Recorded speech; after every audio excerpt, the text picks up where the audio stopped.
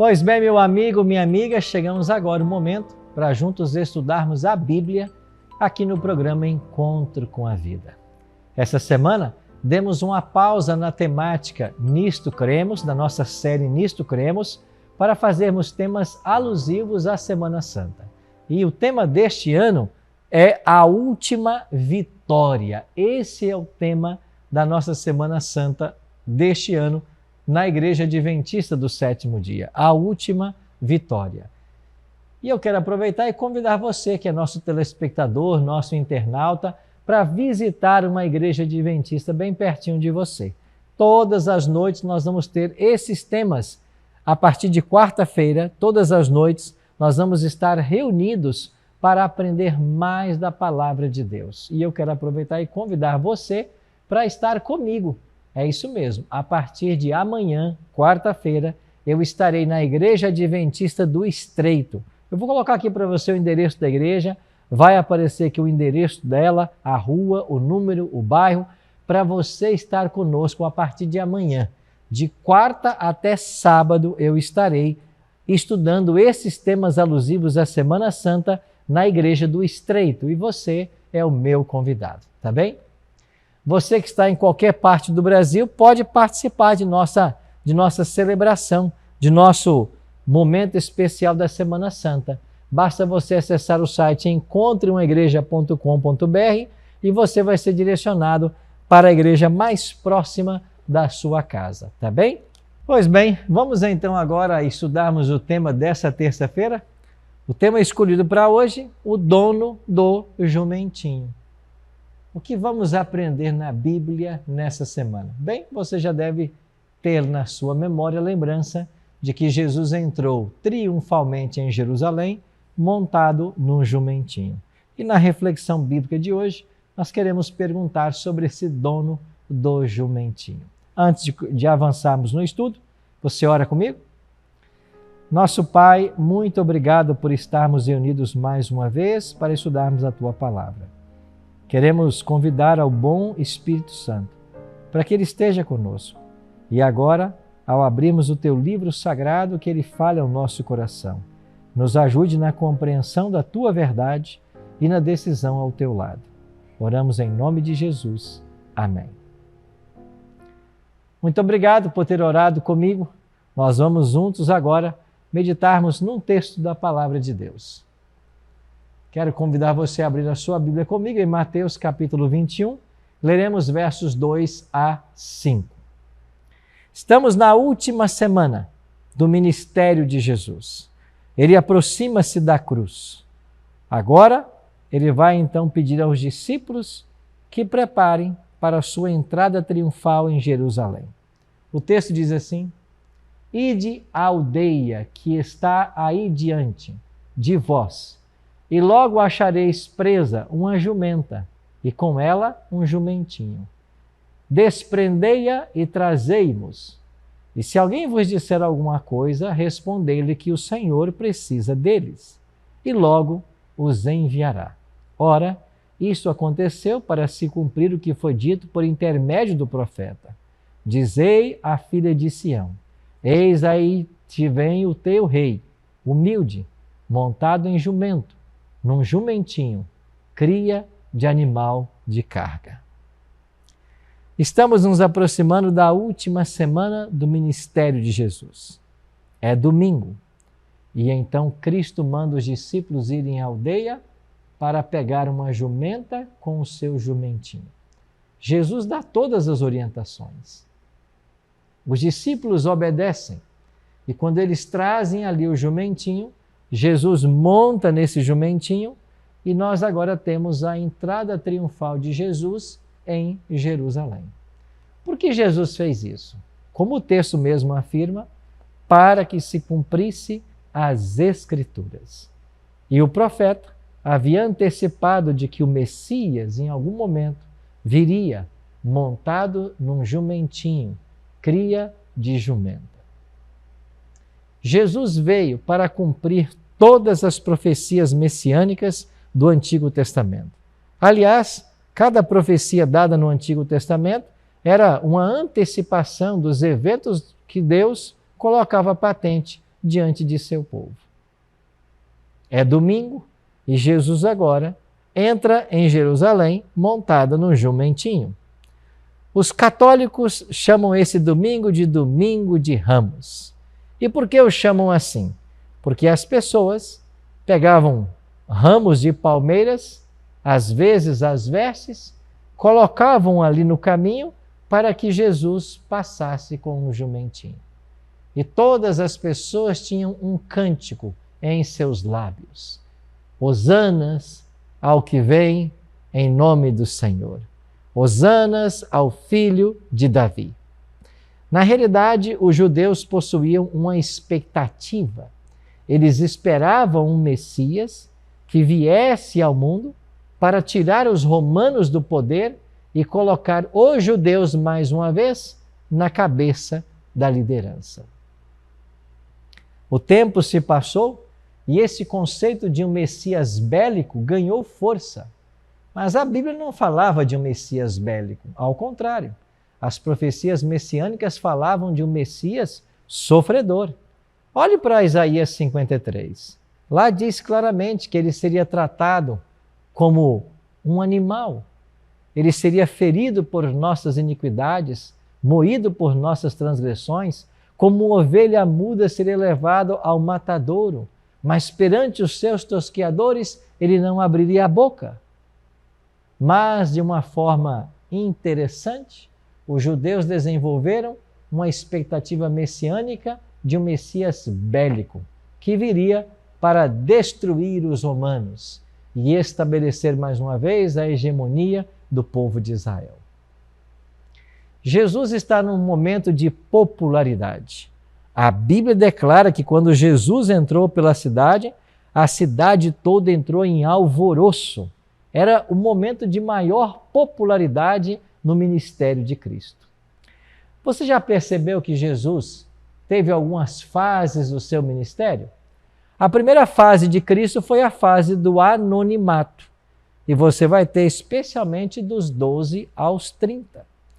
Nesta fase, nós não temos nenhum relato da Bíblia a respeito da vida de Jesus. Dos 12 aos 30, Jesus esteve em completo anonimato. A Bíblia faz silêncio sobre todos os eventos que tiveram lugar nesse período. Esse silêncio é interrompido quando Jesus se dirige ao Rio Jordão para ser batizado por João Batista. Agora, ele começa o seu ministério. Então começa a segunda fase do ministério de Cristo, que seria uma fase de popularidade. Através dos seus sinais, dos seus milagres, dos seus ensinos, multidões eram atraídas a Jesus. A sua fama correu por toda a Judéia e Galileia, e de todas as regiões vinham pessoas para serem curadas, para ouvir os ensinos de Jesus. E essa popularidade de Cristo, ela atinge o seu ápice nesse domingo, quando ele está entrando em Jerusalém. E a expectativa dos judeus era que ele fosse coroado rei. Mas isso não aconteceu, e logo depois veio a terceira fase, que foi uma fase de rejeição. Quando ele foi acusado como sendo um traidor de Roma, acusado de tentar estabelecer um reino no lugar de Roma, e finalmente julgado, condenado e crucificado. Jesus, nestas fases, especialmente na fase de rejeição, ele foi rotulado. Rotulado por algo que ele não disse. Rotulado por um pensamento que se desenvolveu, que não era a ideia dele, mas ele foi rotulado. O que significa rotular? O dicionário Miquelis diz que é por rótulo ou etiqueta em. É etiquetar. É ser usado como rótulo ou etiqueta em. É conferir-se ou conferir a alguém ou algo qualificação desprovida de fundamento e muitas vezes inadequada. Foi o que fizeram com Jesus. Ele foi rotulado de traidor, rotulado de um levante, rotulado de alguém que estava se levantando contra o governo atual.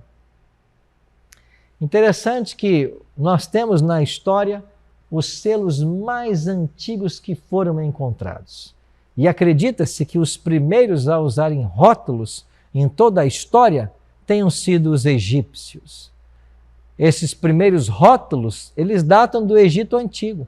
Eram garrafas de vinho encontradas na tumba do rei Tutancâmon. Estamos falando de 1350 a.C. E nessa data, ou nessas garrafas encontradas em sua tumba, você tem a data da safra, a região de onde pertencia o vinhedo e até o nome do enólogo que havia preparado esses vinhos. Quem sabe aí está o registro mais antigo que nós temos de rótulos.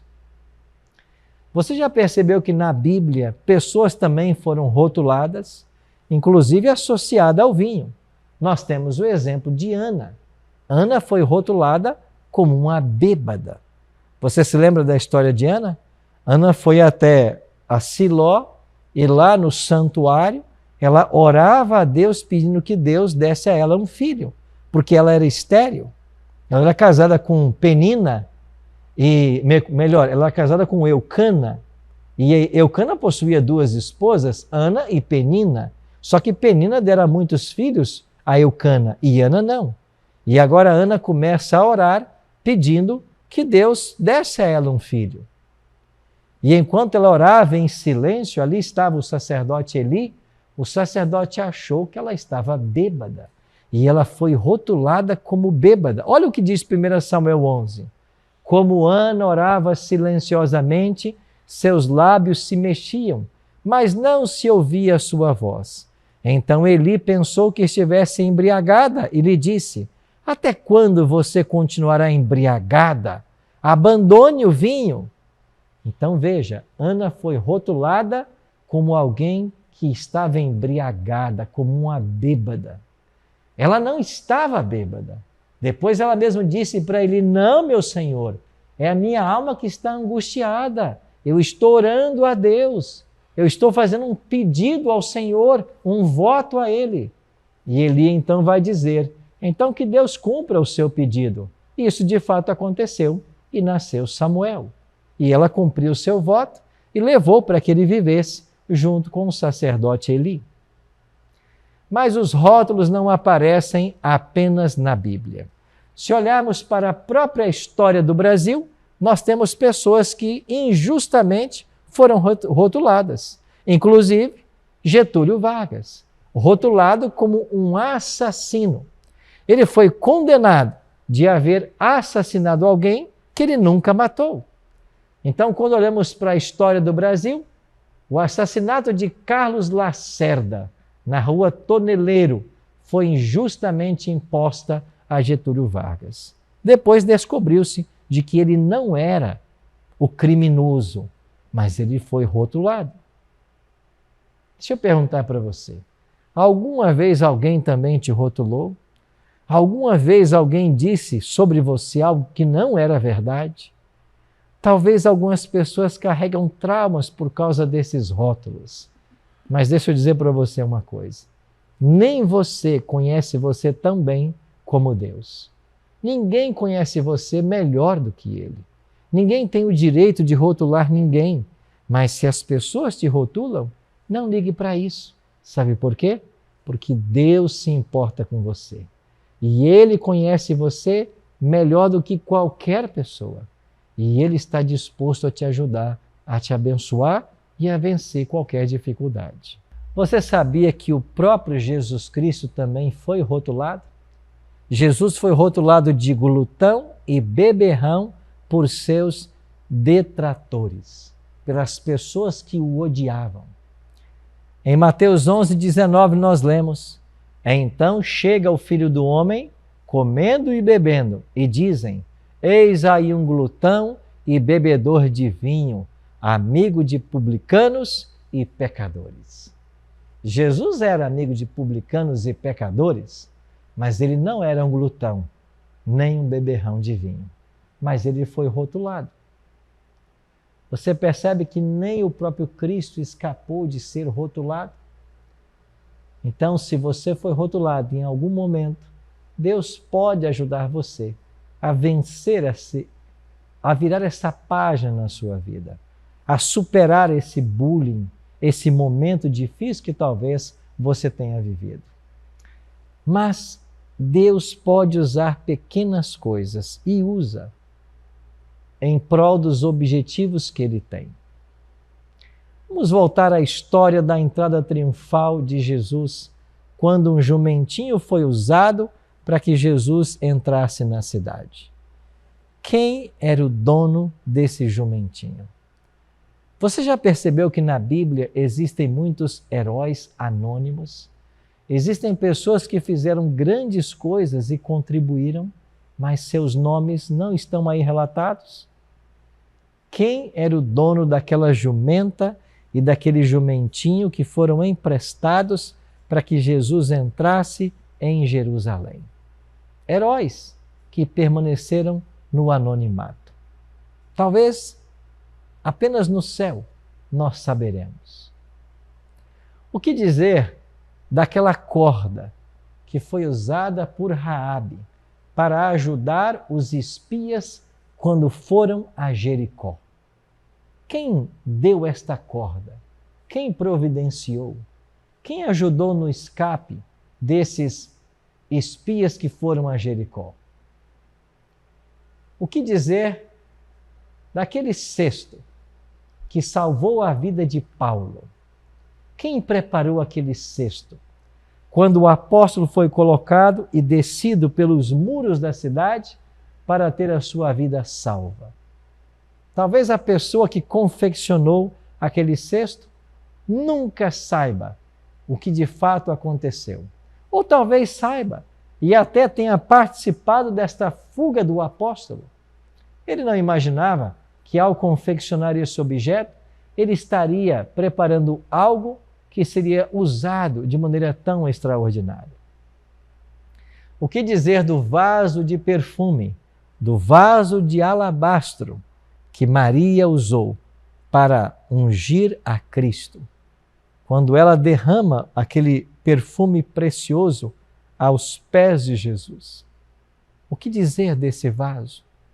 Quem é que confeccionou? Quem foi o artesão? Quem foi o oleiro que confeccionou esse vaso que serviria para ungir o corpo de Jesus para a sua morte? O que dizer da manjedoura do próprio Cristo? Daquela manjedoura que foi preparada para alimentar animais, sem saber que nela nasceria o Filho de Deus. Será que um dia teremos a oportunidade de conhecer essa pessoa? Aquele que preparou esta manjedoura para alimentar animais, sem saber que ela seria usada para local de nascimento, como o primeiro berço do Filho de Deus? O que dizer daquele barco que levou Jesus com os discípulos e que permitiu que ele dormisse enquanto a tempestade estava caindo? O que dizer do travesseiro que foi dado para que ele repousasse sua cabeça? E por isso, quem sabe com esse travesseiro confortável foi que levou o mestre ao sono. Quem confeccionou aquele travesseiro? Você percebe na Bíblia quantos heróis anônimos, quantas pessoas que fizeram algo e que talvez nunca saberemos? Olha, se no céu tivéssemos um museu, quem sabe todas essas coisas ali seriam colocadas. Mas certamente não teremos um museu no céu, mas nós poderemos conhecer esses heróis anônimos, esses homens corajosos, benfeitores, que mesmo sem levar qualquer tipo de glória, fizeram algo grandioso.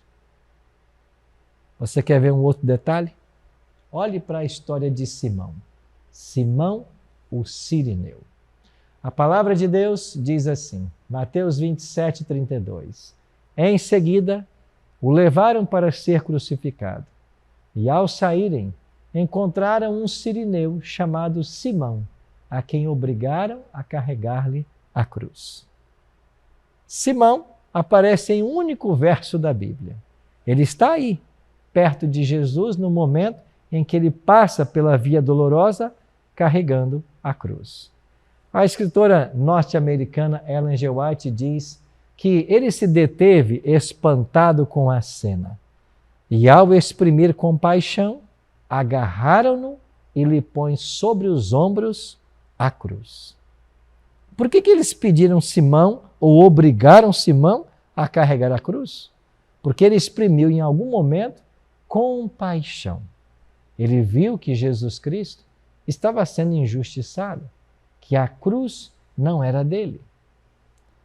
Ela diz mais, a carga do Salvador era demasiado pesada para o estado de fraqueza e sofrimento em que se achava. Aquela cruz era pesada demais. Lembre-se, ela não tinha as dimensões de Cristo, mas as dimensões de Barrabás. Aquela cruz não era dele. E é por isso que essa semana nós estamos lembrando mais uma vez a história da cruz. Jesus só carregou aquela cruz porque ela era nossa, mas ele assumiu o preço do pecado para nos libertar, para nos dar o direito à salvação e à vida eterna. É por isso que ele carregou aquela cruz. Em Lucas 23, 26, nós lemos que como o conduzissem, constrangendo um sirineu chamado Simão, que vinha do campo, puseram-lhe a cruz sobre os ombros para que a levasse após Jesus. Interessante que no Novo Testamento vai registrar 2 nomes que seriam filhos desse Simão sirineu, Alexandre e Rufo. Esses 2 seriam filhos de Simão, o sirineu, o mesmo que foi obrigado a carregar a cruz de Cristo. Você consegue imaginar o momento em que Simão, o sirineu, volta para sua cidade, para Cirene, e lá ele tem agora um encontro com sua família, e depois ele começa a contar uma história, a história da cruz. Ele começa a contar como que ele foi obrigado a carregar a cruz de um homem que finalmente foi crucificado. E agora ele entendia que este homem era o Salvador. Os filhos de Simão conheciam a Jesus. Eles já eram discípulos, mas Simão ainda não. Mas esse ato levou Simão a tomar uma decisão a favor de seu mestre. E quem sabe, em dado momento em que ele contava a história de como ele foi obrigado a carregar a cruz de Cristo, ele tenha reservado o melhor momento para encenar. E quando ali estavam os filhos ouvindo a história atenciosos, quem sabe Simão tirava um pouco da sua veste e mostrava os ombros feridos pelo peso da cruz. Essa talvez seria a parte mais interessante da história. E todas as vezes que Simão contava para os filhos a história da cruz, quem sabe eles pediam, Pai, deixe-nos ver mais uma vez as marcas. E então Simão mostrava as marcas da cruz que ele levava, a cruz de Cristo. Eu e você também podemos carregar essas marcas. Levar a cruz até o Calvário provou ser uma bênção para Simão. E ele foi para sempre agradecido por essa providência. De alguma maneira, Deus quer usar a todos nós na sua missão. De alguma maneira, pessoas prepararam objetos que foram usados por Deus para salvar pessoas, libertar apóstolos, cuidar do Mestre, protegê-lo. De alguma maneira, Deus nos usa. Eu e você hoje somos chamados também a contribuir com aquilo que nós temos. O que você tem para oferecer ao Mestre? Nessa semana, que chamamos de Semana Santa, o que é que você tem para oferecer? Nós sempre recebemos tudo de Deus. O que é que você pode oferecer? Talvez você tenha a habilidade de fazer alguns pães e entregar para um vizinho. Talvez a sua habilidade é de consertar algo na casa. Talvez é de consertar um carro. Talvez é de dar um conselho. Use as tuas habilidades de alguma forma para a obra do Senhor. Talvez vamos usar nossas habilidades e vamos permanecer como pessoas anônimas, mas não se esqueça desses heróis anônimos que a palavra de Deus registra. Não se esqueça do dono do jumentinho. Não se esqueça daqueles que permitiram que os seus bens fossem usados para a obra de Deus.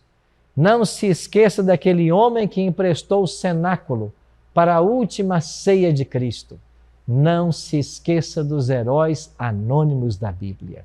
E eu e você, mesmo podemos ser anônimos, mas a nossa obra será notada sempre por aquele que tudo vê.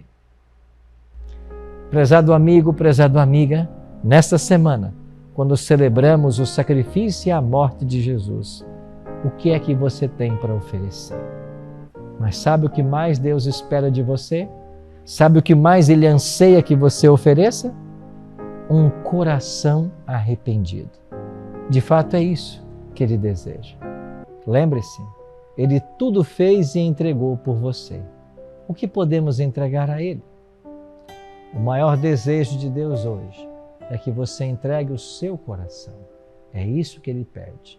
E quando isso fizermos, alcançaremos a salvação de suas mãos bondosas. Ora comigo agora. Pai querido, muito obrigado por teu grande sacrifício. Muito obrigado porque o Senhor nos ama e morreu em nosso lugar.